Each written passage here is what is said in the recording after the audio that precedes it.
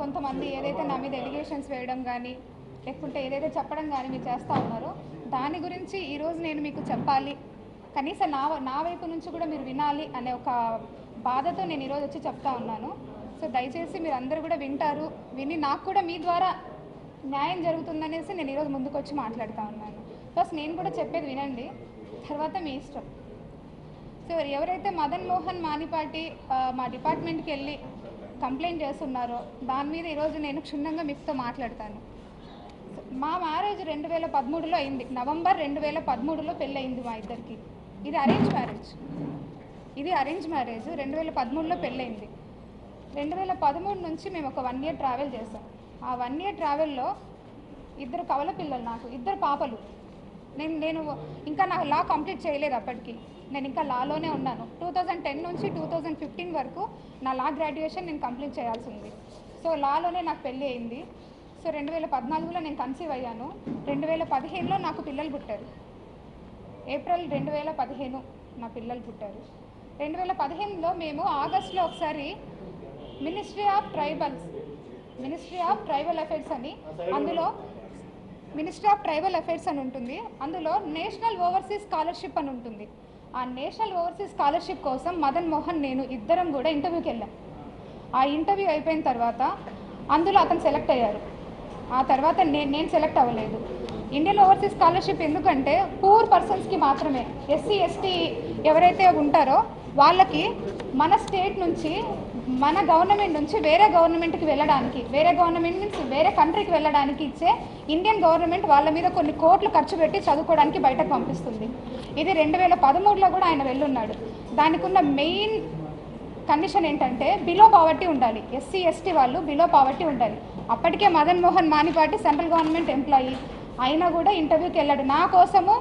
అప్పటికి నేను ఇంకా లా అప్పుడప్పుడే కంప్లీట్ అయినా ఫైనల్ ఇయర్ స్టూడెంట్స్ కూడా అందుకే నేను అప్లై చేస్తున్నా. నేను పోయినాను, నేను సెలెక్ట్ కాలే, ఆయన సెలెక్ట్ అయినాడు. అప్పటికే Madan Mohan Manipati already central government employee, assistant director. So that అది సెలెక్ట్ అయిన తర్వాత ఆ రోజు నుంచి within 2 years of span of టైంలోనే మనం యూఎస్కి ఫ్లై అవ్వాలి, ఎవరైతే కనుక ఎగ్జామినేషన్ పాస్ అయి ఉంటారో. ఆ ప్రాసెస్లో నన్ను పెట్టిన మెంటల్ టార్చరు ఇంకెవ్వరు ఏ అమ్మాయి పడి ఉండదు. నేను చెప్తా ఉన్నా, భార్యగా నేను కాపురం చేశాను కాబట్టి నేను చెప్తా ఉన్నా. మీరెవ్వరు కూడా తెలియదు కాబట్టి మీరు కనీసం వినండి నా వైపు నుంచి. 2016లో ఈ ఎంటైర్ పాన్ ఆఫ్ ద ఎపిసోడ్లో 2016లో నాకు ఖచ్చితంగా ఆయన విడాకులు పత్రం రాశాడు. నేను కూడా రాసిచ్చాను ఆయనకి. ఆ పత్రం మీరు అడగండి, ఇస్తారు ఆయన మీకు. 2016లో మేము ట్రైబ్స్, నేను ఎస్టీ ఎరుకల, ఆయన కూడా ఎస్టీ ఎరుకల. మా ప్రకారంగా మేము రాసుకున్నాం. మా అమ్మ, మా నాయన, ఆయనకంటే ఎవ్వరూ లేరు. వాళ్ళమ్మ ఉన్నారు కానీ ఆవిడ కొంచెం మెంటల్లీ సరిగా ఉండరు ఆవిడ. సో ఆయనకంటే ఎవరు లేరు. వాళ్ళ చుట్టాలు ఉన్నారేమో ఆయన అడగండి. నా ఇంటికి ఏ రోజు ఎన్నడూ రాలే, కానీ నా పెళ్ళి మాత్రం పెద్దలకి అందరూ వచ్చి చేస్తున్నారు. తలా ఒక చేయొచ్చి చేస్తున్నారు. తర్వాత ఎవరు పట్టించుకోవాలి. నేను ఎంతోమంది దగ్గర పోయి చాలా మొర పెట్టుకుని ఎవరు పట్టించుకోవాలి, అయిపోయింది. 2016లో విడాకులు ఇచ్చేసినాడు, అయిపోయింది. తర్వాత ఆయన ఎవరో దూరం చుట్టం ఏం కాదు, దగ్గర చుట్టం అవ్వడం వల్ల పిల్లల కోసం మా అమ్మ ఖచ్చితంగా వచ్చేవాడు, పిల్లల్ని చూసుకునేవాడు. నేను అశోక్ నగర్లో ఒక చిన్న రూమ్లో జేసీజే కోచింగ్కి జాయిన్ అయ్యాను. జేసీజే కోచింగ్ దిగ్విజయ్లో జాయిన్ అయ్యాను. నేను చదువుకుంటా ఉన్నా. జూనియర్ సివిల్స్ ఎగ్జామినేషన్కి నేను చదువుకుంటా ఉన్నా. నా తిండి నేను తింటా ఉన్నా, నా ప్రాక్టీస్ నేను చేసుకుంటా ఉన్నాను. నేను ప్రాక్టీస్ చేసిన నా సీనియర్స్ కూడా, నేను వాళ్ళ పేర్లు చెప్పాల్సిన ఇప్పుడు బాగోదు, బట్ నేను 2 కోర్టులలో ప్రాక్టీస్ చేసేదాన్ని. ఒక రైల్వే కోర్టులో ప్రాక్టీస్ చేసేదాన్ని, సికింద్రాబాద్ కోర్టులో కూడా ప్రాక్టీస్ చేసేదాన్ని. 2 సీనియర్స్ దగ్గర నేను ప్రాక్టీస్ చేసుకుంటూ నేను చదువుకుంటూ నా బ్రతుకు నేను బ్రతికిన. 2018 నోటిఫికేషన్లో ఏపీపీఎస్సీ గ్రూప్ 1 బ్యాక్లాగ్ వేకెన్సీ, ఆ బ్యాక్లాగ్ వేకెన్సీలో నేను ఎగ్జామ్ రాశాను. అప్పుడు నేను జేసీజీ ఎగ్జామ్ రాశాను, at the same time APPSC exam కూడా రాశాను. 2 ఎగ్జామ్స్లో జేసీజీ 0.34 మార్క్స్ ఇంటర్వ్యూ పోయింది. ఏపీపీఎస్సీ వాళ్ళు బ్యాక్లాగ్ వేకెన్సీ కాబట్టి ఇంటర్వ్యూకి పిలిచారు. నాకు దేవుడి దయ వల్ల ఉద్యోగం వచ్చింది. 2019లో మదన్ మోహన్ మానిపాటి ఇండియా నుంచి యూఎస్కి ఫ్లై అయిపోయాడు. 2020లో నాకు ఉద్యోగం వచ్చింది. 2020 ఉద్యోగం వచ్చిన 2 నెలలు 3 నెలలు ఆ ట్రైనింగ్ పీరియడ్లో ఆయన యుఎస్లో ఉండగానే కోవిడ్ వచ్చింది. సో దట్ కోవిడ్ వల్ల మళ్ళీ రిటర్న్ వచ్చారు ఆయన. రిటర్న్ వచ్చిన తర్వాత మాకు కూడా కోవిడ్ వల్ల ట్రైనింగ్ మధ్యలో ఆపేసి ఇంటికి పంపినారు ఒక 1 month. తర్వాత మేలో నా first posting Visakhapatnam, very complicated area. ఆ విషయం మీ అందరికీ తెలుసు. అయినా కూడా ఫ్రెషర్ని తీసుకుపోయి ఆడేసినారు. అప్పుడున్న గవర్నమెంట్ కానీ ఏదన్నా కానీ ఆ గవర్నమెంట్లో మేము వచ్చున్నాము. సో దట్ మేము దానివల్ల మంచిగానే పోస్టింగ్ అనేసి ఎగురుకుంటా పరిగెత్తుకుంటా పోయి 1000 మైళ్ళు హైదరాబాద్ నుంచి విశాఖపట్నం 1000 మైళ్ళు ప్రయాణం చేసి పోయినాం ఉద్యోగం చేసినాము. అందుకే అప్పటికే జ్యుడిషియరీలో ఉన్నాము, ప్రాక్టీస్ చేస్తున్నాం, వెల్ఫెడ్జ్గా ప్రాక్టీస్ చేస్తున్నాం కాబట్టి ఉద్యోగం బాగానే చేసిన. నాకు తెలిసి నేను ఒక గజం భూమి కూడా విశాఖపట్నంలో ఎప్పుడు వదలలేదు, నిజంగా చెప్తా ఉన్నా. మీరు అట్లాంటిది ఏదన్నా ఉంటే నా ప్రొఫెషనల్ లైఫ్ కూడా మళ్ళీ మాట్లాడతాను నేను.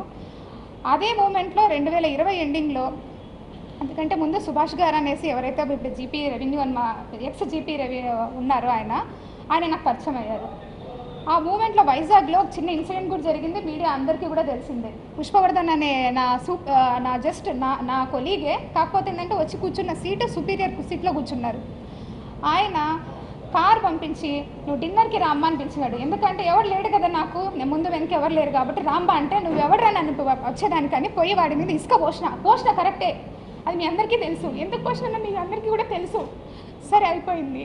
ఆ మూమెంట్లో నాకు చెయ్యి పట్టుకొని నడిచిండు సుభాష్. నా పర్సన్స్ అన్నీ ఆయనకు చెప్పిన, ఆయన పర్సన్స్ అన్నీ నాకు చెప్పినారు. సో మేమిద్దరం ఇష్టపడే పెళ్లి చేసుకున్నాం. అప్పటికి ఆయనకు పెళ్ళి అయింది, ఆ భార్యతో విడిపోయి ఉన్నాడు, ఒక పాప ఉనింది, ఆ పాపను వచ్చి చూసుకొని పోవాలన్నాడు. నేను కూడా బాధ్యత వహిస్తానని చెప్పినాను. సో నా పిల్లల గురించి కూడా ఆయనకు చెప్పిన, నా ఎంటైర్ స్టోరీ ఆయనకు చెప్పిన. ఆయనకు నచ్చింది, నాకు నచ్చింది, మా అత్తకి మా అత్తకు నచ్చింది. మా మామయ్య గారు లేరు, మా వదిన ఉన్నారు, వాళ్ళ ఫ్యామిలీకి నచ్చింది. నేను 2021 వరకు వైజాగ్లోనే ఉన్నా. 2022 నేను విజయవాడ ట్రాన్స్ఫర్ చేయించుకున్నా. ఎందుకంటే అప్పటికే నా పైన రోజు పేపర్లోనే రోజు ఎంత స్ట్రెస్ అంటే ఒక ఆడపిల్లకు ఉద్యోగం చేయడము. ఇంతమంది అబ్బాయిల్లో నేను ఒక్కదాన్ని మాట్లాడుతున్నాను, మీరు అర్థం చేసుకోండి. అంత స్ట్రెస్లో కూడా నేను జాబ్ చేసిన. నాకు ఇంకొద్దు, విశాఖపట్నంలో నేను చెయ్యనని రిటర్న్లో రాసిచ్చి వచ్చిన. నేను నా ప్రొఫెషన్ కంప్లీట్ కాకుండానే నేను విశాఖపట్నంలో పని చేయలేను ఇంత ప్రెజర్లో అనేసి. అక్కడ ఏం తప్పు చేసినామో నాకు ఇప్పటికి వరకు అర్థం కాలే. ఉద్యోగమే చేసినాం, నేనేం తప్పు చేయలే. సార్ తప్పు చేస్తుంటే నేను పనిష్బుల్ అవుతాను గవర్నమెంట్ ద్వారా. నేను వచ్చిన నా మొగుడు ఇల్లు తీసిండు, నేను సంసారం చేస్తూనే ఉన్నాను. నేను దేవుడు మరి నాకు ఇది కష్టం పెట్టాలని ఏమైనా కన్సీవ్ అయ్యానో నాకు తెలీదు. ప్రెగ్నెంట్ అయ్యాను. నేను ప్రెగ్నెన్సీ వచ్చిన తర్వాత బిడ్డను ఏమైనా చంపుకోగలనా నేను? సరే అనేసి బిడ్డను కూడా నేను ట్రావెల్ చేసిన. మా అత్త సపోర్ట్ చేసింది, వదిన చేసిండు, ఆయన చేసిండు, అందరు చేసిండు. 9 నెలల బిడ్డ నేనే మోసిన, నేనే కన్నా. బిడ్డల్ని కూడా మీరు ఆయన మెసేజెస్ అన్నీ చూపిస్తాను మీకు.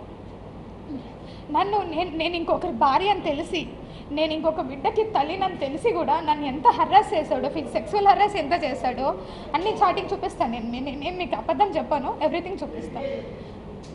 ఈ 2000 అయిపోయింది. యూఎస్ నుంచి రిటర్న్ వచ్చాడు మదన్ మోహన్ మానిపాటి. రిటర్న్ వచ్చిన తర్వాత కూడా నేను చెప్పిన, బిడ్డ ఇది అనేసి వచ్చిన వెంటనే విశాఖపట్నం వచ్చాడు తన బిడ్డల్ని చూసుకునేదానికి. ఇదే అండి అనేసి బిడ్డను తీసుకొని చూపించినాను కూడా నేను అతనికి.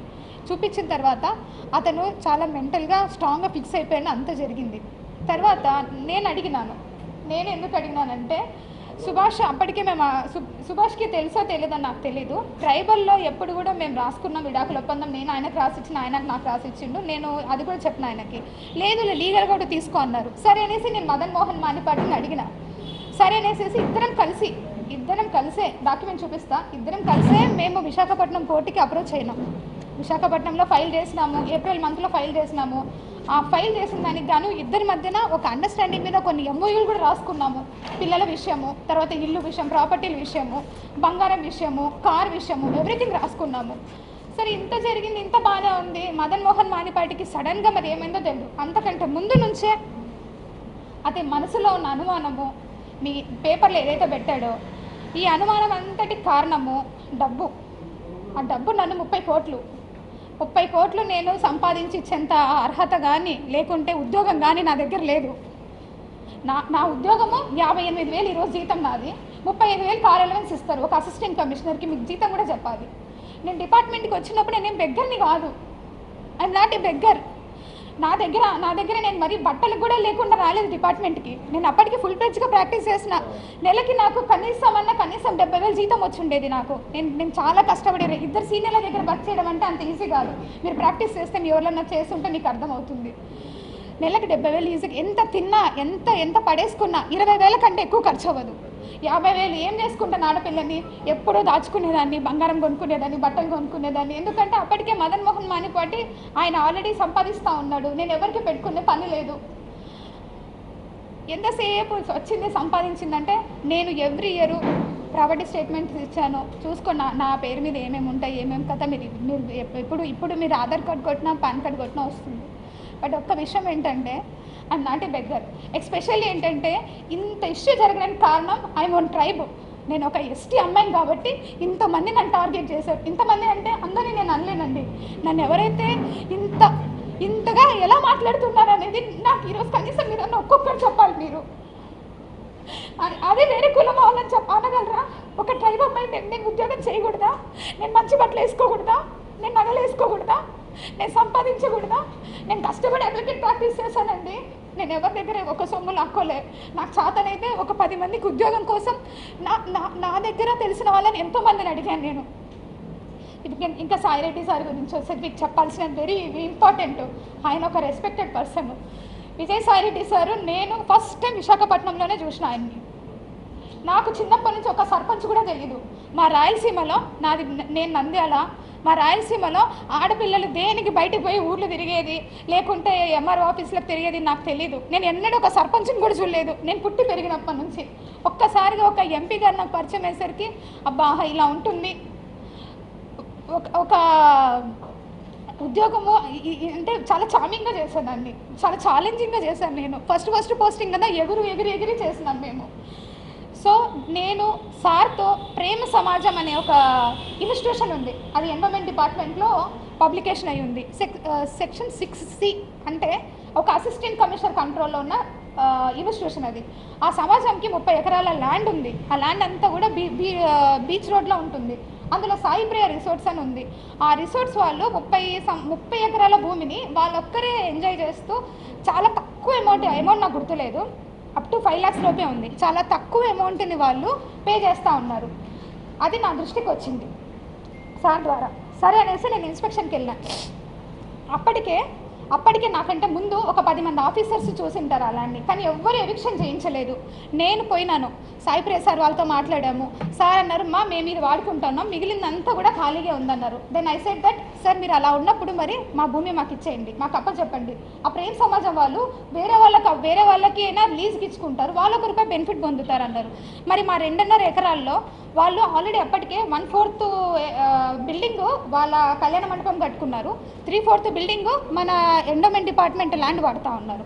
సో దట్ ఆ 3/4 బిల్డింగ్కి కూడా నేను చాలా అమౌంట్ నన్నే అడిగారు ఎంత లీజ్ అమౌంట్ అని. నేను రిజిస్ట్రేషన్ డిపార్ట్మెంట్కి అప్లై చేసి అప్పుడున్న మార్కెట్ వాల్యూ ఎంత ఉందో 22.5 లక్ష అమౌంట్, 5 లక్షల లోపల అమౌంట్ కంటే 22.5 లక్ష అమౌంట్ని ఒక్కసారిగా వాళ్ళకి లీజ్కి పెంచేసి అప్పుడున్న కమిషనర్ గారు అర్జున్ రావు గారు ఇచ్చారు.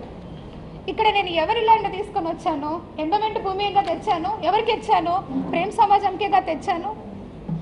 ఇది నాకు సార్తో ఉన్న పరిచయం. దాని తర్వాత ప్రతి డిస్టిక్లో కూడా ట్రస్ట్ బోర్డ్స్ ఉంటాయి. ఎండోమెంట్లో ఏమేమి జరుగుతుందో మీకు కూడా తెలియాలి కాబట్టి చెప్తున్నాను. ట్రస్ట్ బోర్డ్స్ కూడా ప్రతి ఒక్క జ్యూరిస్డిక్షన్లో ఎమ్మెల్యేలు కానీ సర్పంచ్లు కానీ లేకుంటే అక్కడ ఉన్న హానరబుల్ రెస్పెక్టెడ్ పీపుల్స్ ఎవరైనా సరే చెప్తే వాళ్ళు ఒక లిస్ట్ ఇస్తారు. ఆ లిస్ట్లో కమిషనర్ అల్టిమేట్ అథారిటీ ఉంటుంది. ఆ అల్టిమేట్ అథారిటీ కోసం సార్ వాళ్ళు కూడా మాకమ్మ ఇవన్నీ కూడా ట్రస్ట్ బోర్డులు ఎన్ని ఉన్నాయో అడిగారు. ఆ విధంగా డిపార్ట్మెంటల్ ఇష్యూసే మాట్లాడినాం సార్తో. నేను ఎక్కడ కూడా నా పర్సనల్ ఇష్యూ ఒక్కటి కూడా చేయించుకోలేదు. ఎవరైనా ఉంటే కూడా అలాంటివి ఉన్నా మీరు నాకు అడగండి, నేను చెప్తాను. ఈ విధంగా పరిచయమైన వ్యక్తి, ఆయన వయసు ఏంది? నా వయసు ఇప్పుడు 35 ఏళ్ళు, ఆయన వయసు 68 ఏళ్ళు. ఎట్లా ఇది? ఎట్లా మాట్లాడతారు మీరు? అంటే ఏ ఆఫీసరు ఏ ఎమ్మెల్యేతో మాట్లాడద్దా? ఏ మినిస్టర్తో మాట్లాడద్దా? ఏ ఆఫీసర్లు మాట్లాడద్దా? ఇప్పుడు నేను మీతో మాట్లాడుతున్నాను, ఇంత మాత్రాన్ని మీకు నాకు ఏమైనా రిలేషన్ ఉన్నట్ట?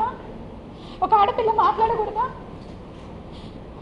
అంత పెద్ద అయినంత మీరు మాట్లాడేటప్పుడు కనీసం నేను ఇక్కడే ఉన్నానుగా, సస్పెన్షన్ పీరియడ్లో ఊరు దాటకూడదని నాకు ఇచ్చారు ఆర్డరు. ఆ మూమెంట్లో మీరు నన్ను అడిగి ఉండొచ్చుగా, నా నెంబర్ ఎవరి దగ్గర నుంచైనా తీసుకొని ఉండొచ్చు మీరు.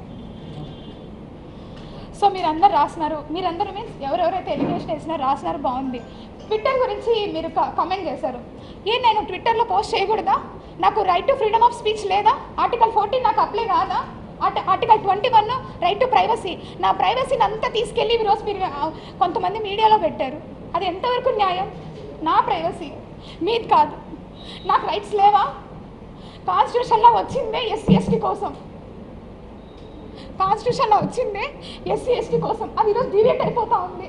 ఒక గవర్నమెంట్ ఆఫీసర్ మాట్లాడకూడదా? మేము ఏం తప్పు మాట్లాడుతున్నాను? నేను ఏమన్నా ప్రొఫెషనల్ ఏమైనా తప్పు చేశానా? నేను నిజంగా ఆంధ్రజ్యోతి పేపర్ రాశారండి, 100 కోట్లు రాశారు ఆంధ్రజ్యోతి పేపర్ నేను సంపాదించిందని. 100 కోట్లు మీరు ఈరోజు రాసినందుకు మదన్ మోహన్ వాణిపాటి నన్ను 75 కోట్లు అడిగాడు. నేను ఏడికి వెళ్ళి రావాలా?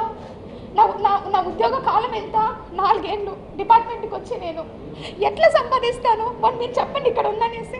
నేను రెడీ, నేను రిజైన్ చేస్తా, పోనీ నన్ను తీసుకెళ్ళి జైల్లో పెట్టండి. ఏంటిది ఇదంతా? ఉద్యోగం చేయొద్దా? నేను కాదండి, ప్రతి ఒక్క గవర్నమెంట్ ఆఫీసర్ సఫర్ అవుతున్నారు. ఉమెన్ గవర్నమెంట్ ఆఫీసరు, మీకేం తెలుసు ఎన్ని హరాస్మెంట్స్ జరుగుతుంటాయో మాకు. పొద్దున్న లేయాలా, వంట చేసుకోవాలా, పిల్లల్ని చూసుకోవాలా, పరిగెత్తాలా, ఉద్యోగం చేయాలా. నా ర్యాంకు, నాది గస్టెడ్ ఆఫీసర్ ర్యాంకు. ఎన్ని బర్డెన్స్ ఉంటాయి. మీరు నా ప్రొఫెషనల్ లైఫ్ గురించి కూడా నేను తప్పకుండా మాట్లాడతాను. నేను ఎందుకు సస్పెండ్ అయినా కూడా మీకు తెలియాలి. ఇది రైట్ టైం నేను మాట్లాడడానికి. వద్దు, ఒక స్ట్రైబ్ అమ్మాయి ఉద్యోగం చేయకూడదు అంటే నేను చేయను అంతే. మేము మంచి బట్టలు వేసుకోవద్దు, మంచిగా మాట్లాడకూడదు. ఇప్పుడు నా ఎంప్లాయీస్ ఉన్నారు, ఎంప్లాయీస్కి నేను మీకు ఒక హైరార్కీ ఉంటుంది. ఎవరికి జోనల్ జర్నలిస్ట్ ఉంటారు, డిస్ట్రిక్ట్ జర్నలిస్ట్ ఉంటారు, తర్వాత మీకు హెడ్ ఉంటారు, ఇవన్నీ ఉంటారు. మీకు ఒక హైరార్కీ ఉన్నప్పుడు నాకు కూడా ఒక హైరార్కీ ఉంటుందిగా. Commissioner, additional commissioner, regional joint commissioner, deputy commissioner, assistant commissioner, executive officers. ఒక డిస్ట్రిక్ట్ అడ్మినిస్ట్రేటివ్ కంట్రోల్ కింద అందరూ ఎగ్జిక్యూటివ్ ఆఫీసర్స్ ఉంటారు. దుర్గా టెంపుల్ హుండీ కూడా అసిస్టెంట్ కమిషనరే కీస్ పంపించాలి. ఇది ఒక hierarchy. Section 6A, B, C అని 3 ఇన్స్టిట్యూషన్స్ ఉంటాయి, 3 హైరార్కీలు ఉంటాయి. నేను నా కంట్రోల్లో ఉండే అన్నీ కూడా సెక్షన్ 6C ఇన్స్టిట్యూషన్స్, అంటే బిలో 5 lakhs రూపీస్ ఉన్న ఇన్కమ్ ఉన్న ఇన్స్టిట్యూషన్స్ నా దగ్గర ఉంటాయి. నాకు 9 ఛార్జీలు పెట్టారు. ఆ 9 ఛార్జీల్లో ఒక ఛార్జీ నెంబర్ 5 మాత్రమే నాకు సంబంధించింది. మిగిలిన 8 ఛార్జీలు సెక్షన్ 6Aకి సంబంధించినవి, అంటే రీజనల్ జాయింట్ కమిషనర్ కంట్రోల్లో ఉంటాయి. సెక్షన్ 6B ఒక డిప్యూటీ కమిషనర్ కంట్రోల్లో ఉంటాయి. సెక్షన్ 6D మఠం కమిషనర్ కంట్రోల్లో ఉంటుంది. నాకేమి లీజ్ అమౌంట్ కలెక్ట్ చేసుకొని బ్యాంకులో వేసే అథారిటీ నాకు ఉండదు. I'm the supervising officer. The assistant commissioner is a district supervising officer.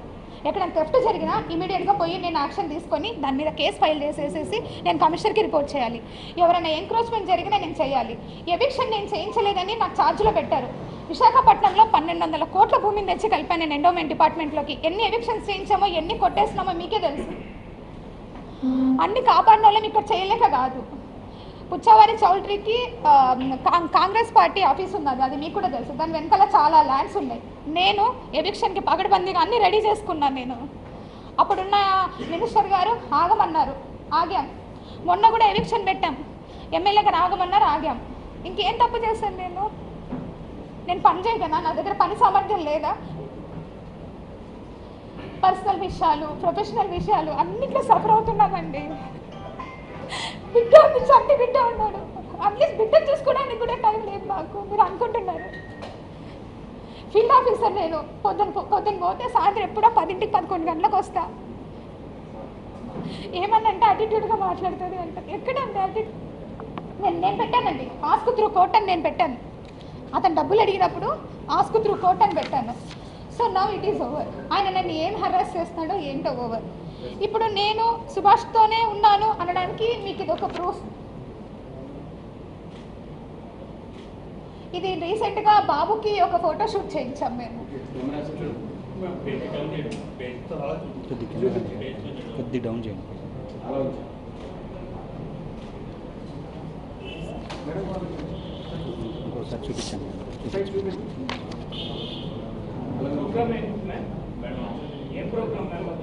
ఇది బేబీ ఫోటో షూట్ చేయిస్తాం కదా అది. అండ్ ఇంకా బర్త్డే పార్టీ అండ్ మా అత్తమ్మ వాళ్ళు అందరం కలిసి బేబీకి నేమ్ సెరమనీ, తర్వాత ఫుడ్ ఫీడింగ్ అన్నీ చేసినాము. అది ఓకే, అది నేను చూపిస్తాను. మేమిద్దరము కోర్టులో ఫైల్ చేస్తున్నాం కదా, ఇదిగోండి మ్యూచువల్ డైవర్స్ ఫైల్ చేసిన కాపీ. మా అడ్వకేట్ గారు సతీష్ కుమార్ గారు విశాఖపట్నంలో ఉంటారు. ఆయన మీరు కావాలంటే మీరు ఆయనతో కూడా మాట్లాడవచ్చు, whether we file or not. ఆ నంబరింగ్ కూడా అయింది, ఆ నంబర్ కూడా చెప్తాను నేను మీకు కావాలి అంటే. దిస్ ఇస్ సార్ ఏప్రిల్లో సార్, ఏప్రిల్లో ఫైల్ చేశాము. ఇయర్ 2024 ఏప్రిల్లో mutual divorce. For mutual divorce కూడా ఆయన 1 year నన్ను డిమాండ్ చేశాడు. నా దగ్గర అంత లేవని కూడా చెప్పినాను. నా దగ్గర నుంచి ప్రామిసరీ నోట్ కూడా రాయించుకున్నాడు.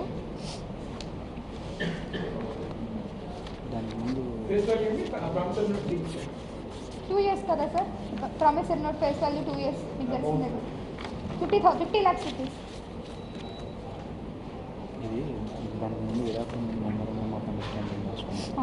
విడాకుల ముందు మేము అడ్వకేట్ దగ్గర ఫైల్ చేసాము. అప్పుడు ఒక MOU రాసుకున్నాం. ఈ MOUలో క్లియర్గా నా దగ్గర నుంచి సైన్ తీసుకున్నాడు. బేబీ నా బేబీ కాదు, నువ్వు సెకండ్ పార్టీ అంటే ఎవరైతే వేరే పార్టీతో నువ్వు బేబీని కన్నావు అని రాయించుకున్నాడు. నేను రాశాను, ఎందుకంటే నేను తప్పు చేయలేదు కాబట్టి నేను ఒప్పుకొని నిజం రాశాను ఇందులో. తర్వాత కార్ గురించి మాట్లాడాడు. కార్ కూడా at the time of order degree అప్పుడు నేను ఇస్తానని చెప్పాను, అది కూడా రాశాడు. తర్వాత పిల్లల జ్యుడిషియల్ కస్టడీ గురించి రాశాడు. ఒక పాప అతను, ఒక పాప నేను చూసుకునేలాగా ఫైనాన్షియల్ అసిస్టెన్స్. కానీ ఇద్దరు కవల పిల్లలు కాబట్టి విడగొట్టలేను కాబట్టి ఇద్దరిని ఒక చోట పెట్టాలి. నా డిమాండ్ అదే ఉండే ఆయన దగ్గర. నేను డిమాండ్ చేసిందల్లా పిల్లల కోసం ఒక్కటి వాళ్ళిద్దరు కూడా ఒకే చోట ఉండాలని డిమాండ్ చేశాను.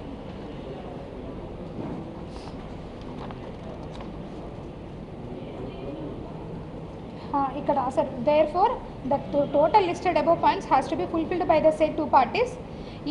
ఈ రెండిటి వల్ల నువ్వు మ్యూచువల్ డైవర్స్కి నేను వస్తున్నాను, మనం మ్యారేజ్ డిజాల్వ్ చేస్తున్నాము, నువ్వు నీ ఇష్టం వచ్చిన లైఫ్లో నువ్వు ఉండ నేను రాశాను, నీ పర్సనల్ లైఫ్ని నువ్వు చూసుకొని ఆయన రాశారు. ఇంకా నేను ఏం చేశాను మీరు ఒకసారి చెప్పాలి. ఎందుకంటే సార్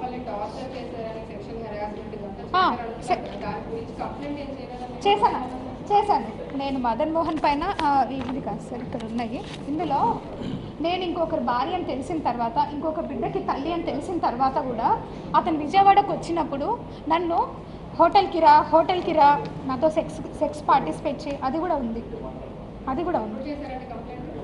నేను నా డిపార్ట్మెంట్కి వెళ్ళొచ్చిన తర్వాత వెళ్ళాను, పోలీస్ స్టేషన్కి వెళ్ళాను. నన్ను మెంటల్గా హరాస్ చేస్తున్నారు అని చెప్పాను. ఇంత మొత్తంలో ఇదంతా స్టోరీ నేను కోర్టు ద్వారా వెళ్ళుండొచ్చు. నన్ను ఎందుకంటే నేను కూడా ఒక లీగల్గా ఒక అడ్వకేట్ని, నా education background BA LLB. So అందు గురించి నేను ఎందుకు అతని మీద క్రిమినల్ కేసు ఎప్పుడు ఫైల్ చేయలేదంటే, నాకు ఆల్రెడీ విడాకుల పత్రం రాసిచ్చేసినాడు. ఎందుకు రాసిచ్చేసినాడంటే section 498 it's a criminal offence for matrimonial ఇష్యూస్లో మీకు అందరికీ కూడా తెలిసింది. అది కనుక ఒకసారి ఫైల్ అయిపోతే ఎట్టి పరిస్థితుల్లో పాస్పోర్ట్ రాదు, ఎట్టి పరిస్థితుల్లో వీసా కూడా రాదు. కాబట్టి ఆయన ముందుకు వచ్చి ఆయననే రాసిచ్చినాడు. ఎందుకంటే ఆయన అమెరికాకు పోవాలి కాబట్టి. ఈ అమెరికాకు పోయింది కూడా ట్రూగా ఇల్లీగల్. అది నేను కంపల్సరీ సెంట్రల్ గవర్నమెంట్కి నేను కూడా లెటర్ పెడతాను. ఎలా పోయినారు, ఇండియన్ గవర్నమెంట్ ఒక మనిషి మీద 2 కోట్లు పెడుతుంది ఇన్వెస్ట్మెంట్ పెట్టి చదివించినట్టు పంపిస్తుంది. పోయి చదువుకొని వచ్చిన తర్వాత మళ్ళీ వాళ్ళు ఇక్కడ వచ్చి ఆ 2 నెలలు ఉద్యోగం చేయాలి. అది ఓన్లీ బిలో పావర్టీ లైన్కి, మనలాగా గవర్నమెంట్ ఉద్యోగాలు చేసే వాళ్ళకి కాదు.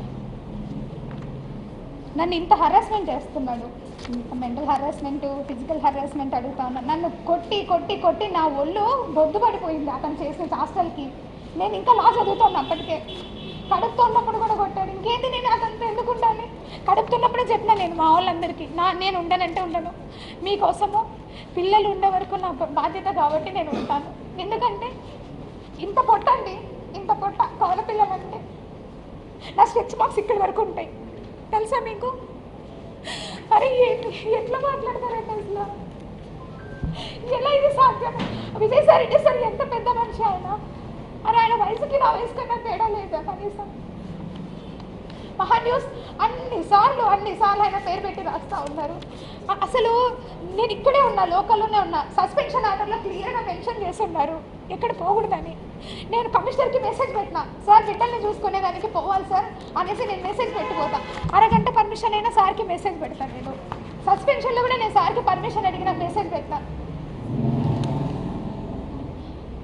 అన్నిసార్లు అలా ఒక పెద్ద ఆయన గురించి రాస్తూ ఉన్నారు కదా మీరు. రాసేటప్పుడన్నా కనీసం వయసు గుర్తు రాలేదా మీకు? అరే నేను మాట్లాడితే తప్ప ఇంకెవరితో మాట్లాడాలి? మేము ఓన్లీ లేడీ ఆఫీసర్స్తోనే మాట్లాడాలి. ఒక రూల్ పెట్టండి. గవర్నమెంట్ ఆఫీసర్స్ అసలు మాట్లాడకూడదని కాన్స్టిట్యూషన్లోనే అమెండ్ చేయండి. పోనీ ఒక గవర్నమెంట్ ఆఫీసర్ మాట్లాడకూడదా? ఎంతసేపు మదన్ మోహన్ చెప్పాడు బాగుంది. ఎందుకంటే ముందు వెళ్ళాలి అన్నాడు. ఎక్స్ వై జెడ్ ఇంతమందితో అంటా ఉన్నాడే. నేను అలా ఎలా నేను మనిషినండి, ఉనండి. ఇష్టపూర్వకంగా నేను ఒక మనిషితో ట్రావెల్ చేసే హక్కు నాకుంది. నా ప్రైవసీ రైట్స్ అన్నీ మీరు తీసుకుని ఈరోజు పరిచేసుకున్నారు ఇష్టం వచ్చినట్లుగా. నేను చావాలా? నేను నా చావుకి కారణం ఎవరైతే ఎలిగేషన్స్ వేశారో వాళ్ళే అవుతారు. నా బిడ్డలకి వాళ్ళే రెస్పాన్సిబుల్ అవుతారు. ఎందుకంటే బ్రతకడం ఇంకా తెలిసిన వాళ్ళు, తెలియని వాళ్ళు, ఫ్రెండ్స్. జాబ్లో చాలా అంటే చాలా చామింగ్గా పనిచేసేదాన్ని. అందరూ ఎంప్లాయీస్ కూడా నేను వెళ్తున్నానన్నా కూడా ఏ రికార్డ్ చూస్తుందో ఏంటో అనే భయంతో ఉండేవాళ్ళు. ఇప్పుడు ఇంకే ఆఫీసర్స్ ముందు వర్క్ చేయాలి, నేను ఉద్యోగం కూడా వదిలేసి వెళ్ళిపోవాలి. గవర్నమెంట్ ఉండదు, ఏ గవర్నమెంట్ అన్నా రానియండి, గవర్నమెంట్ ఆఫీసర్కి సంబంధం ఉండదు. ఇప్పుడు మళ్ళీ రీఇన్స్టేట్ చేస్తారు. మళ్ళీ నేను ఒక దగ్గరికి ఆఫీసర్గా పోవాలి, అక్కడ లోకల్ పర్సన్స్ చెప్పింది చేయాలి కదా. లేదు నేను మీకు చెయ్యను అని అంటామా మేము? నేను రిక్రూట్ బై ద గవర్నమెంట్గా, అంతేగాని పొలిటికల్ పార్టీస్తో కాదు. అరే నేను ఒక బ్యాక్లాగ్ వేకెన్సీ వచ్చాను, కష్టపడి అంతో ఇంతో నేను కూడా చదువుకునే ఉద్యోగానికి వచ్చాను. ఎంతసేపు ఆంధ్రజ్యోతి పేపర్లో రాసింది 5 రోజులు రాశాడండి వరుస పెట్టి. నన్ను అడగండి, నేను ఈరోజు వచ్చాను కదా, ఎన్ని కోట్లు సంపాదించాను అడగండి. ఇంతమంది మీడియా ఉన్నారు, ఇది న్యాయంగా అనిపిస్తుందా మీకు? ఒక ఆడదాన్ని ఇంతగానో వేధిస్తూ ఉన్నారు.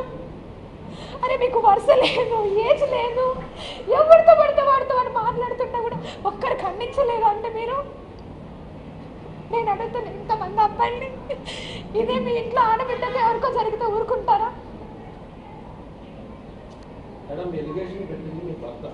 అది ఓకే. మీ భర్త పెట్టిన లెటర్ కంప్లైంట్ ఆధారంగానే వార్తలు వేశారు ఎవరైనా? అవునండి.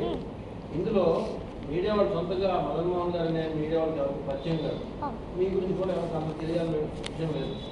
సో ఇందులో మీడియా చేసిన తప్పు ఏంటంటే ఆయన కంప్లైంట్ పెట్టాడు దేవాదాయ శాఖకి, కమిషనర్ గారికి. ఆయన కంటెంట్ ని చెప్తే ఎలా తప్పుతుందండి? ఇప్పుడు మీరు చేశారంటే మంచాడు పెద్ద అంటున్నారు మీరు, కరెక్టే, ఓకే చెప్పుకోవచ్చు, ఇష్టం. కానీ ఇందులో మీడియా తప్పు ఏంటండి? ఇందులో మీడియా ఏం వక్రీకరించింది? అందులో ఏమైనా విషయాలు వక్రీకరించింది ఏమన్నా విషయం చెప్పండి. నేను మాట్లాడతాను. నేను ఇక్కడ లోకల్లోనే ఉన్నాను. ఒక ఎలిగేషన్ వచ్చినప్పుడు మీకు మినిమంలో రైట్ ఉంటుంది. అరే ఒకసారి మాట్లాడదాము, ఒక గవర్నమెంట్ ఆఫీసర్ కదా, ఒక లేడీ కదా. Media, we have a judiciary sir. And Indian గవర్నమెంట్కి కానీ any government, any state, any కంట్రీకి ఒక జ్యుడిషియరీ సిస్టమ్ ఉంది. ఆ జ్యుడిషియరీ సిస్టంలో ట్రయల్ అనేది జరుగుతుంది. పోలీస్ సిస్టమ్ ఉంది, పోలీస్ సిస్టంలో ఇన్వెస్టిగేషన్ జరుగుతుంది. ఇక్కడ ఇన్వెస్టిగేషన్ అంతా నాకు ఈరోజు ఎవరైతే ఎలిగేషన్స్ చేశారో వాళ్ళ మీదే. ఎలిగేషన్లా చూపించలేదు మీరు, కామా చూపించడం వేరు, ఫుల్ స్టాప్ చూపించడం వేరు. One by one. ఇప్పుడు ఆ లెటర్ డిపార్ట్మెంట్కి ఇచ్చారు కదా, డిపార్ట్మెంట్ నుంచి లెటరు కమిషనర్ గారికి ఇచ్చానని అంటున్నారు. బయటకి లెటర్ ఎలా వచ్చిందని నేను ఏమైనా తెలుసుకోవచ్చా? నాకు ఏమన్నా రైట్ ఉందా? అలా వస్తుందా డిపార్ట్మెంట్ నుంచి బయటకి లెటర్? ఆర్ మదన్ మోహన్ ఏమన్నా మీకు లెటర్ ఇచ్చి ఉన్నాడా?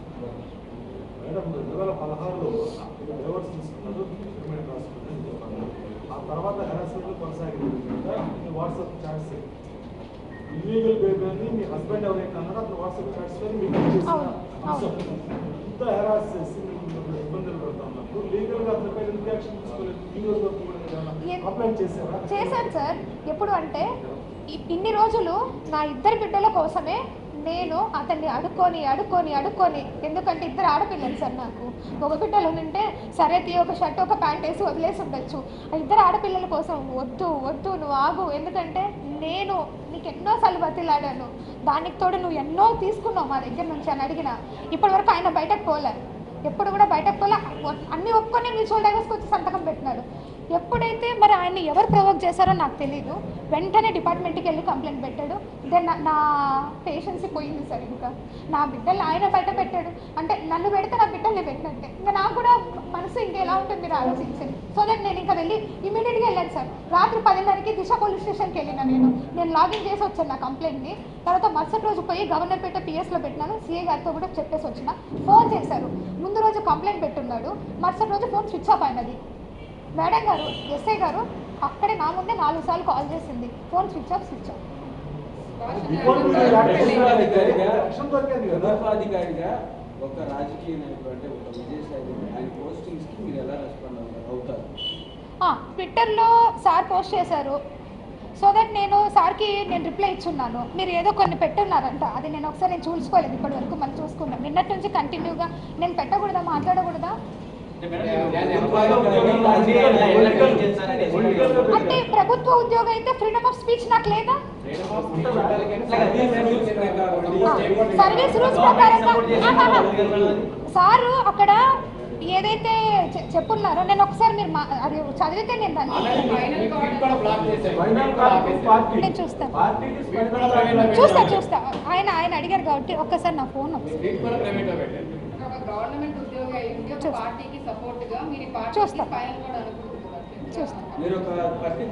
చూస్తాను సార్. నేను ఒక్కసారి ఇప్పుడు మీ ముందే ఒకసారి ఓపెన్ చేస్తాను. రాజకీయ నాయకుల పోస్టింగ్ ప్రభుత్వ అధికారులు రెస్పాండ్ అవ్వకూడదని కూడా మేబీ నాకు తెలిసి ఉండకపోవచ్చేమో మీరు అన్నది.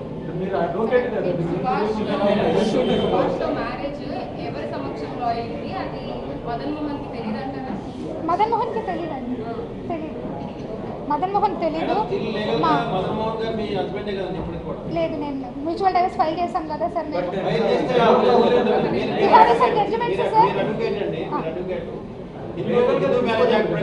మా మ్యారేజ్ నేను టైప్ సార్, మా దాంట్లో ఆకు ఒక ఇచ్చి కూడా వదిలించుకుంటాను. మీరు ఒకసారి చూడండి. మాకు సార్ అది నేను ఇప్పుడు మీరు ఏదైతే అన్నారో మా మ్యాట్రిమోనియల్ గురించి, అది కోర్టు ద్వారా వెళ్తాను సార్. నేను కోర్టు ద్వారా ఆన్సర్ చేస్తాను.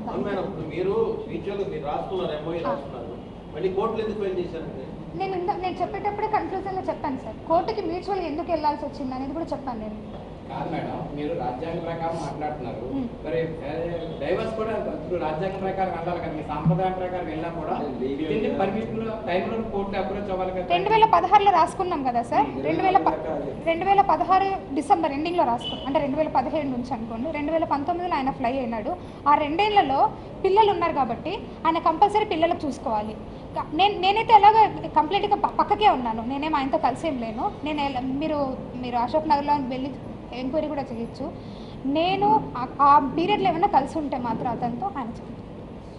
నేను దాన్ని ఇప్పుడు సార్ అడిగినట్టుగా డైవర్స్, మ్యూచువల్ డైవర్స్ ఏదైతే అన్నారో దాన్ని నేను కోర్టులో ఛాలెంజ్ చేస్తాను. ఖచ్చితంగా కోర్టులోనే అడుగుతాను నేను.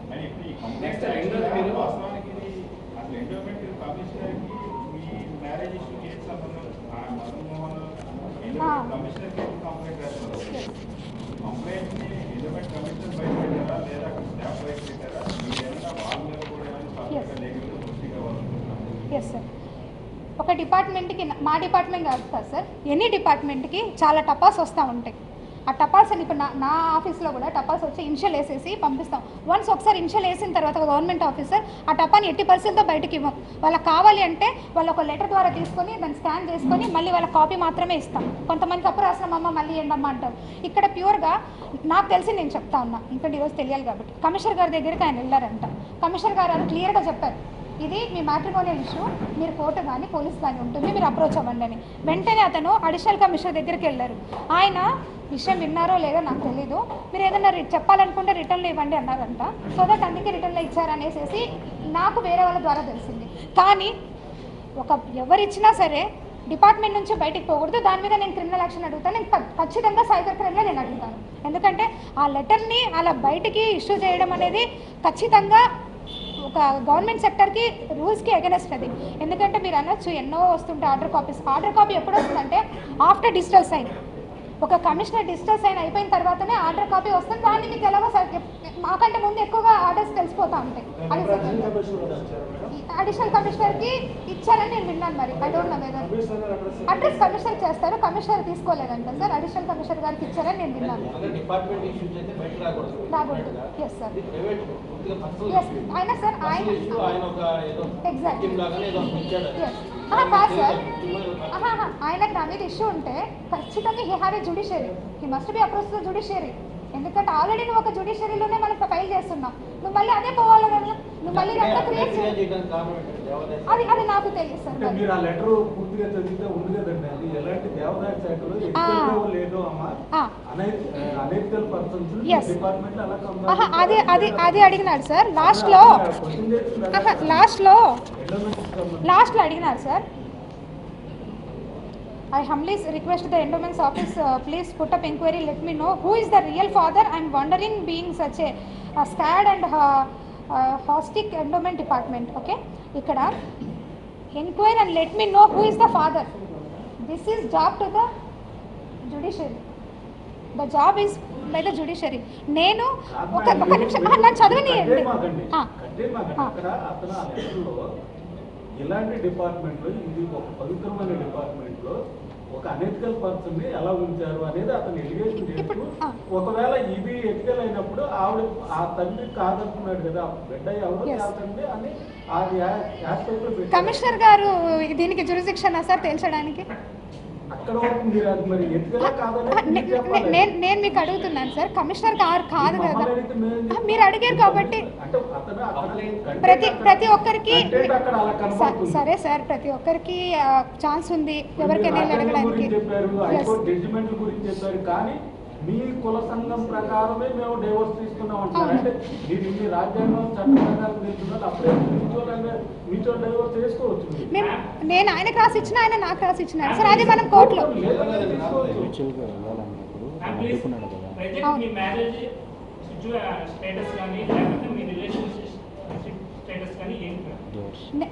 మేమిద్దరం డైవర్స్ మెంటల్లీగా ఫిజికల్గా ఒక ఓన్లీ నేను ఆల్రెడీ ఇప్పుడు మీకు చూపించాను కదమ్మా, 2016 నుంచి నేను నీతో సంసారం చేయడం లేదు కదా అని నేనే మెసేజ్ పెట్టాను. నెక్స్ట్ నా పిల్లల కోసమే అతను కంపల్సరీ ఉంటాడు, ఎందుకంటే యాజ్ అ ఫాదర్గా అతని మినిమం నీడ్స్ క్లియర్ చేయాలి. అతను నా న్యూ బార్న్ బేబీ నాతో ఉన్నాడు సార్, ప్రెసెంట్ నేనే నా దగ్గర ఉన్నాను. మదన్ మోహన్ కి నా బిడ్డకి ఎలాంటి సంబంధం లేదు. It is very clear. ఆ బాబు తండ్రి పోతిరెడ్డి సుభాష్, ఇది వెరీ క్లియర్. ఎస్ మేమిద్దరం చేసుకున్నాం, అఫీషియల్గా కాదు సార్, మేమిద్దరం ఇష్టపడి చేసుకున్నాం. తర్వాత అత్తమ్మ వాళ్ళందరూ ఎగ్రీ అయ్యారు. ఆ ఫొటోస్ కూడా కావాలంటే లేదు, నేను చేసుకోలేదు రిజిస్ట్రేషన్. నెక్స్ట్ మీరు ఇందాక చాలా చాటింగ్ చేశారు, ఎఫ్బీసీ చాటింగ్ చేశారు నాతో. అవును, మీరు కంప్లైంట్ పెట్టారు, ఏ స్టేషన్లో కంప్లైంట్ పెట్టారు? నేను యాజ్ ఏ ఎంప్లాయీగా మదన్ గారు చేశారని చెప్పారు. ఎస్ సార్, నేను ఎందుకు సార్ ఇందాక అడిగారు ఎందుకు ముందుకు వెళ్ళలేదంటే కేవలం 2 ఆడపిల్లలే సార్. ఆడపిల్లల కోసమే నేను ఈ రోజు వరకు కూడా నేను ఆగాను. ఎప్పుడైతే ఆయన పోయేసేసి డిపార్ట్మెంట్కి లెటర్ పెట్టిన రోజు కూడా నేను ఏం బాధపోలేదు సార్. నాకు తెలియలే అసలు లెటర్ పెట్టి నాకు వార్న్ చేసి వెళ్ళాడు, నేను పోతాను, మీ కమిషనర్ మాట్లాడతాను, నీ పరువు తీస్తా, అంతు తీస్తా అని. మాట్లాడుతుంటారులే అనేసి నేను లైట్ తీసుకుని ఎప్పుడైతే లెటర్ ఇంకా గురించి నాకు తెలిసిందో నేను స్ట్రైట్ అవే పోలీస్ స్టేషన్కి వెళ్ళాను. నాకున్న ప్రైమరీ అప్రోచ్మెంట్ పోలీస్ స్టేషన్ కాబట్టి, ఎందుకంటే నాకు అప్పటికే థ్రెటన్ ఉంది, బిడ్డను చంపే అని. సో దట్ నేను వెంటనే వెళ్ళాను పోలీస్ స్టేషన్కి. అంతవరకు మీరు ఎందుకు అడగలేదంటే నా దగ్గర సమాధానం నా పిల్లలు కాబట్టి నేను వెళ్ళలేదు.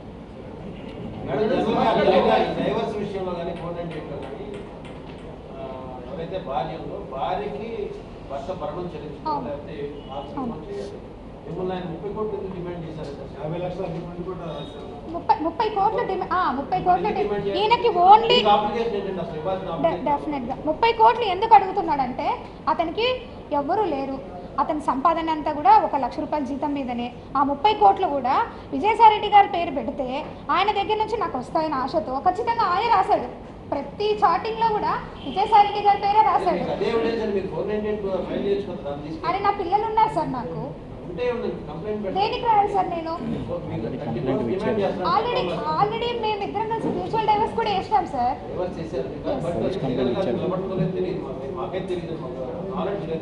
దేని మీద సార్?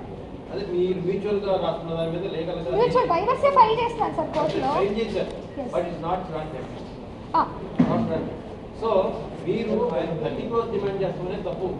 ఆయన భర్తగా అంటే భర్త అయినా కంపెనీ భర్త చూసుకొని ఉన్నాడు. ఆయన 30 crores డిమాండ్ చేసినప్పుడు మీరు ఎందుకు కేసు పెట్టలేదు? నేను ఎలాగో ఇవ్వలేను సార్. దేనికి సార్ నేను ఫైల్ చేయాల్సింది? అతను నా బిడ్డలకి తండ్రి. అతను తీసుకుని ఒక సెకండ్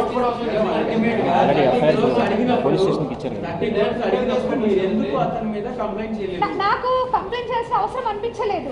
ఎందుకంటే అతను నా బిడ్డలకి తండ్రిగా ఉన్నాడు. నేను ఈ రోజు కూడా మదన్ మోహన్ మీద కంప్లైంట్ చేయడానికి నేను రాలేదు. కేవలము ఇంకా ఇది ఎక్స్ట్రీమ్ స్టెప్ అయిపోయిన తర్వాత ఆయన ఇంకా వద్దు అని అనుకున్న తర్వాత నేను ముందుకు వచ్చి నేను మాట్లాడతాను.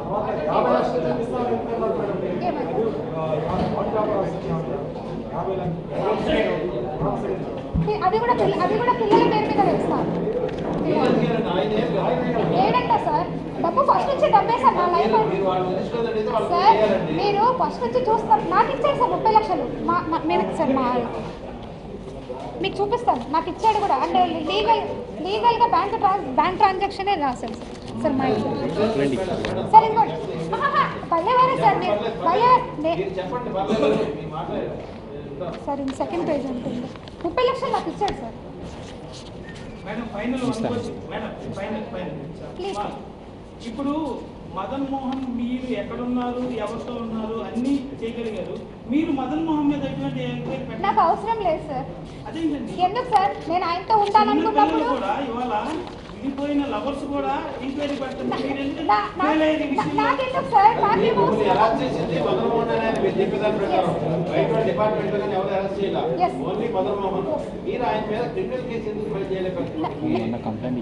నేను మొన్న ఇచ్చాను సార్. ఆయన బయటకు వచ్చి ఇప్పుడు అంతవరకు ఆయన నా గురించి ఏమైనా బయటకు వచ్చాడా?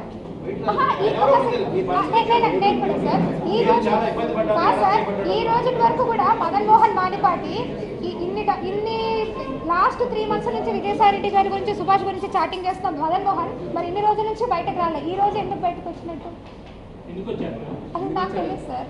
అది నేను ఎలా చెప్పగలుగుతాను? నేను అది ఆయనకే తెలియాలి, వచ్చిన ఆయనకే తెలియాలి.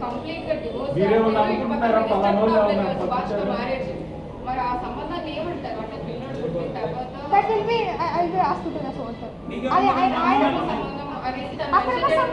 అమ్మా మీరు లివింగ్ రిలేషన్ గురించి, అడల్టరీ గురించి అమ్మ మీరు ఒకసారి చూడండి. లివింగ్ రిలేషన్ గురించి, అడల్టరీ గురించి supreme court is also given a judgements and article 14 hopefully ఉండొచ్చు సార్. నేను చెప్తాను. మదన్ మోహన్ మానిపాటి వెనకాల నా స్నేహితుడు ఒక అతను ఉన్నాడు. అతని పేరు రమణారావు అలియాస్ రామ్.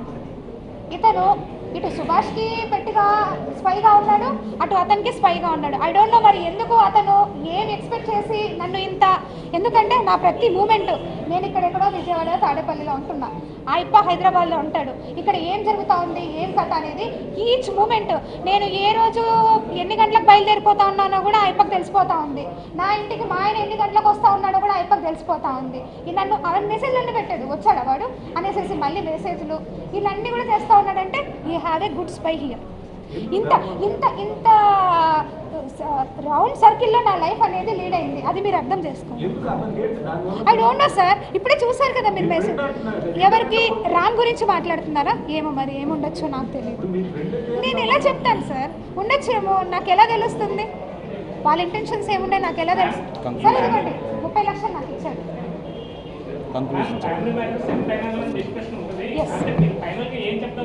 సార్ ఫైనల్గా నేను చెప్పాలనుకుంది ఏంటంటేనండి, మొత్తం కూడా తప్పుడు ప్రచారం జరుగుతూ ఉంది. దయచేసి మీరందరూ కూడా ఓ ఫ్రెండ్ అనుకుంటారో, సిస్టర్ అనుకుంటారో, లేకపోతే మీ ఇంట్లో పిల్ల అనుకుంటారో, లేకపోతే పోనీ రోడ్డు మీద పోయి ఆడపిల్ల అనుకుంటారో, కనీసం హ్యూమన్ రైట్స్ అంటే ఉన్నాయండి నాకు. అట్లీస్ట్ దాన్నన్నా కాపాడండి. ఇంత క్యారెక్టర్ అసాసినేషన్ ఇస్తా ఉన్నా, రేపు పొద్దున బయటకు పోయి నేను ఎట్లా మోహన్ చేయించాలా, ఎట్లా ఉద్యోగం చేయాలా? పులి స్టాప్ పెట్టారు, పులి స్టాప్ పెట్టేశారు సార్. మీరే పులి స్టాప్ పెట్టేశారు. విజయసాయి రెడ్డి సార్ ఫోటో, ఒక్క నిమిషం. నాకు తెలియదు సార్, నాకు తెలియదు సార్. నేను యాజ్ ఎ ట్రైబ్గా నేను సక్సీడ్గా అయ్యాను నా లైఫ్లో. ఒక ఎస్టీ అమ్మాయిగా నేను చదువుకొని, ఎందుకంటే ఎస్టీలో చాలా తక్కువ మంది చదువుకుంటారు, చాలా బాగా మాకు అన్ని ఫెసిలిటీస్ ఉండవు. అయినా సరే నేను లా గ్రాడ్యుయేషన్ ఫస్ట్ టైం నేను మా కుటుంబం మొత్తంలో ఒక ఆడపిల్ల హైదరాబాద్కి పోయి చదువుకున్న పిల్లలు నేను ఒక్కదాన్ని ఫస్ట్ టైం. నేను పోయి చదువుకున్నా, నేను ప్రాక్టీస్ చేసుకుంటానే, ఇంటర్న్షిప్ చేసుకుంటానే నేను చదువుకున్నా.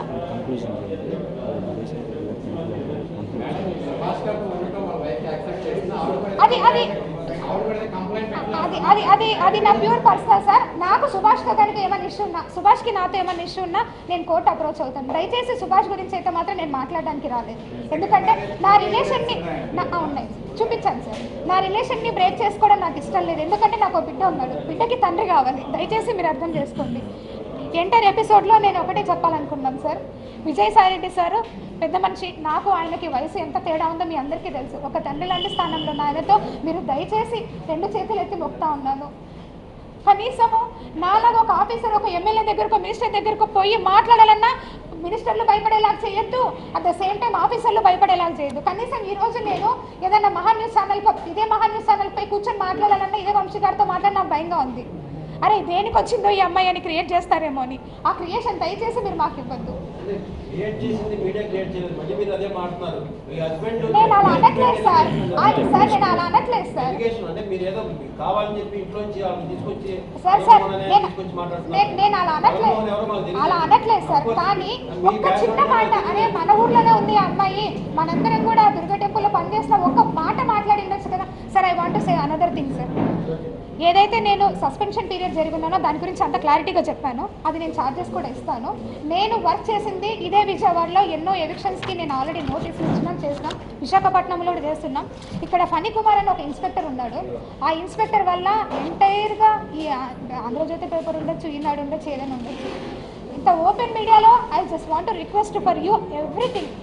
దయచేసి మీరు పేపర్లో రాసేటప్పుడు పర్సనల్గా పెట్టుకోకండి సార్. ఎందుకంటే దానివల్ల మాకు మెంటల్గా కానీ చాలా డిస్టర్బ్ అయిపోతుంది. సెక్షన్ 354 కూడా మోడెస్టీ ఆఫ్ ఉమెన్ ఎంత జరుగుతా ఉంది పేపర్లో సార్. పేపర్లో కనీసం అదన్నా మీరు రిక్వెస్ట్ చేయండి. మీడియా అంటే ఇట్ ఈస్ వెరీ స్ట్రాంగ్. నేను ఈనాడు పేపర్లో చూసా, చదువుకొని ఎగ్జామ్స్కి ప్రిపేర్ అయ్యాను. చాలా గౌరవం ఉంటుంది మీడియా అంటే. ఇంత దిగజారుగా మాట్లాడతారా మీడియా అనేది? రేపు పొద్దున్న ఫ్యూచర్ జనరేషన్కి మీరు కనీసం నిలబడాలి సార్. లేదంటే గవర్నమెంట్కి మేము రిక్వెస్ట్ చేస్తున్నాం, కొన్ని రూల్స్ అన్నా మార్చండి జర్నలిజంలో అట్లీస్ట్. ఇప్పుడు నేను మాట్లాడాను కదా సార్.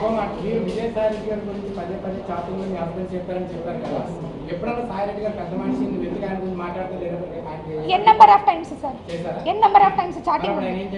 ఎవరు అతను 1 వేలో మాట్లాడతారు కానీ 2nd వేలో మాట్లాడారు సార్ ఎవరు కూడా. నేను ఎంత రిక్వెస్ట్గా మెసేజ్లు పెట్టాను, కోపం వచ్చినప్పుడు నేను కూడా మాట్లాడాను. ఫైనల్గా నేను మీ అందరికీ లేదు సార్, ఫోన్ స్విచ్డ్ ఆఫ్ అవుతుంది. Phone switched off. ఆడ సిఎస్ఐ గారు కూడా మాట్లాడారు. ఫైనల్గా I just want to request you all sir, దయచేసి ఒక పెద్ద మనిషిని ఆయనని మీరు అనేటప్పుడు కనీసం ఒక మాట అడిగిండాల్సింది అడగలేదు. ఇప్పటికైనా దయచేసి అర్థం చేసుకొని నా బిడ్డకి తండ్రి సుభాష్, ఇది మీరు ఇప్పుడైనా మీరు నమ్మి మీరు ఏదైతే మాట్లాడారో అదంతా కూడా ఒక్కసారిగా మీరు కనీసం చేయండి. ఏదైనా ఉంటే జ్యుడిషియరీకి నేను అప్రోచ్ అవుతాను. నాకు పర్సనల్గా ఏమైనా ఇష్యూ ఉంటే సుభాష్తో నేను అప్రోచ్ అవుతాను. ఇంతకు మించి నేను మీ దగ్గర నుంచి ఏం కోరుకోవట్లేదు. అట్లీస్ట్ రాజే విజయవాడకి ఒక వేరే ఊరి నుంచి వచ్చిన ఒక అమ్మాయి ఇక్కడ పనిచేస్తుందనైనా సరే మీరు చెప్పండి చాలు. I'm so happy for that sir. Thanks. మీ అందరు కూడా ఈరోజు కనీసం నా మొర వినడానికైనా మీరు అందరూ వచ్చినందుకు I'm very happy to all. Each and మీ ప్రతి పేరు మీద కూడా నేను థ్యాంక్స్ చెప్పుకుంటున్నాను. ఇప్పుడైనా గవర్నమెంట్ ఆఫీసర్ రైట్స్ కాపాడండి. Thank you sir. And by the way నా కొడుకు పేరు పోతిరెడ్డి జియాన్స్ జయనందన్.